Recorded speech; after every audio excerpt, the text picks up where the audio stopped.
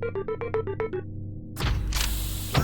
everybody, welcome to BrickVault. Today in front of me is a massive 8-legged walker from the designer David Buchholz. This is the minifigure scale ATOT. It is a behemoth of a build, extremely detailed, quite sturdy, and has a lot of interesting functions attached to it. I'm not going to actually pick it up in here in the shot right now because I used non-Lego figs that look cool, but they actually have a tough time studding in, like sitting them down, so they're gonna just like go everywhere if I pick up the model. Maybe I'll do it at the end of the video or something and show you how easy it is to move it around.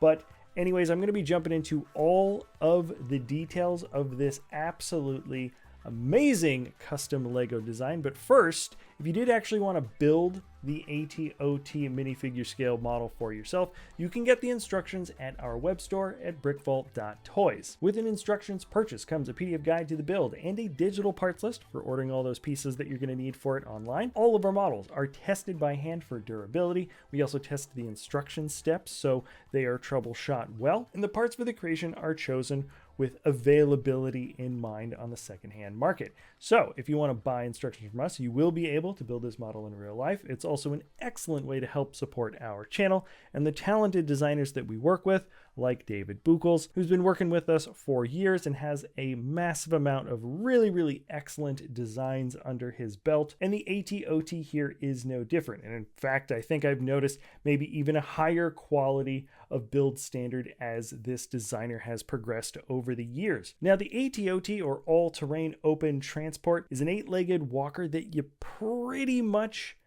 don't see like almost at all in the actual Star Wars universe.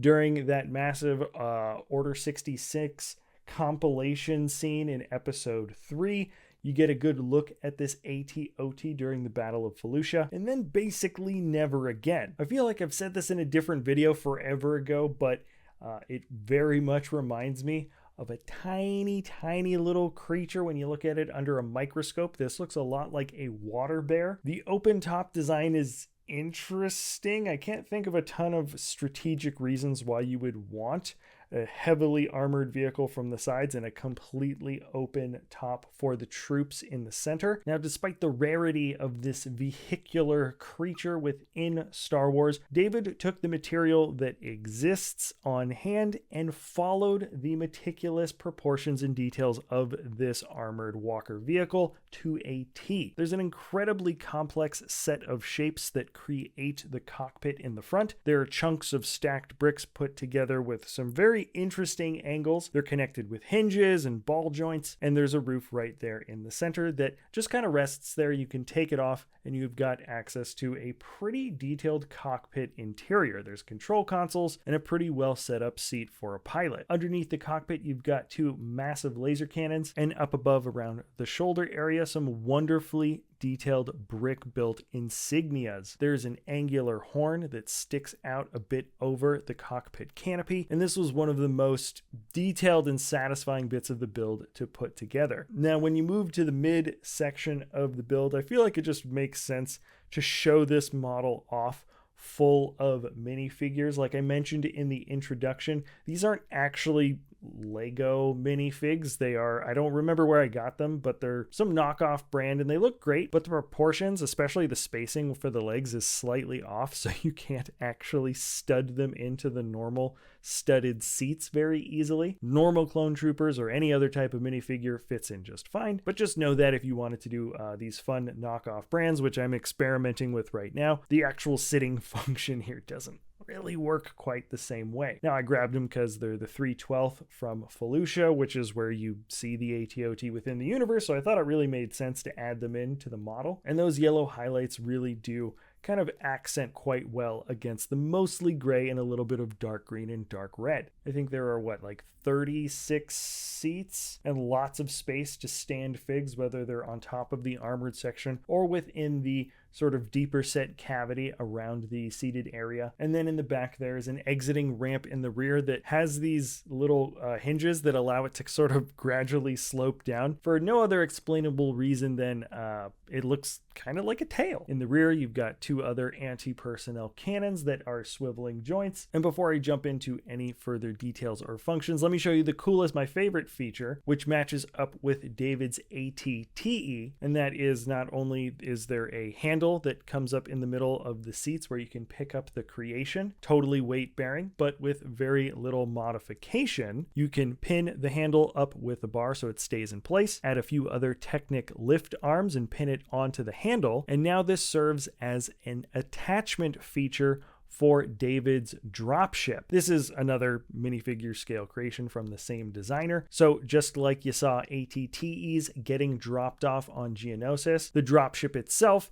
can be posed in a similar way with this larger ATOT design. So that means if you've got a larger set of models or want to work on a much larger diorama piece, this model not only scales well with any other minifigure scale creation, but it actually integrates functionally with other vehicles that it would be operating with on the battlefield. Now, taking a closer look at the legs, not only are they wonderfully detailed with a lot of rounded areas that sync up together quite well, and some angular chunks like in the midsection of the legs that lead down to the splayed out toes of the feet, but they're also quite strong in terms of being able to hold up the weight of the creation without any issues. There is some posability as well. You can splay the front and back and, well, middle legs at slight angles. I haven't played around a ton with like the absolute extremities of which you can move the legs in their most extreme angles. I didn't really feel like testing it too much, but I've had no problem applying bits of pressure here and there onto the model, whether that's adding figs or playing around with the cockpit. The legs have had absolutely no problem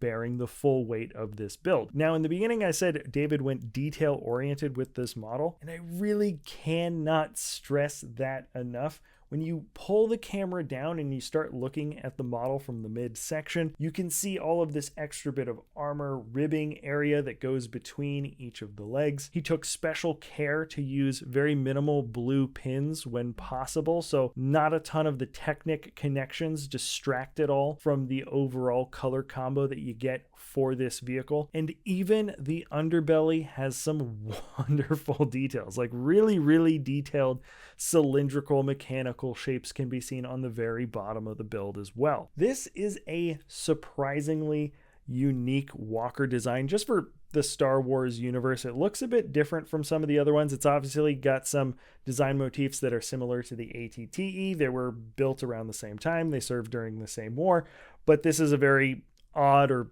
strange looking one. And I'd be curious to know in the comments below why you think a design with a big open top like this existed in the universe.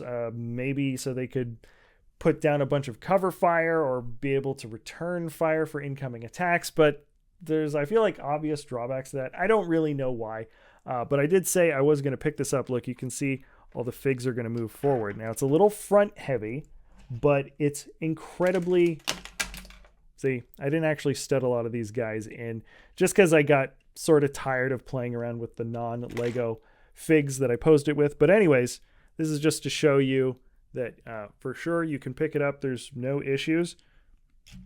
Yeah. And the weight, like the legs are really, really, really weight bearing. So anyways, very functional model. Glad that you can build a big, complicated, sometimes sort of difficult. Some of the areas are sort of complex, but a big, complicated model can get put together. And then when you're done, it just works. So that's always encouraging, especially after you've spent so much time and gotten so many Legos to actually put together a massive model like that. Did I just say Legos? Yeah, I guess I did. Anyways, doesn't matter. If you enjoy our content, feel free to like, subscribe, comment, or share. Remember, the instructions for the minifigure scale ATOT can be found in the link in the description below. And that's it. All right, thanks so much for watching. If you enjoy our content, I feel like I already said that. All right, we'll see you next time at BrickVault.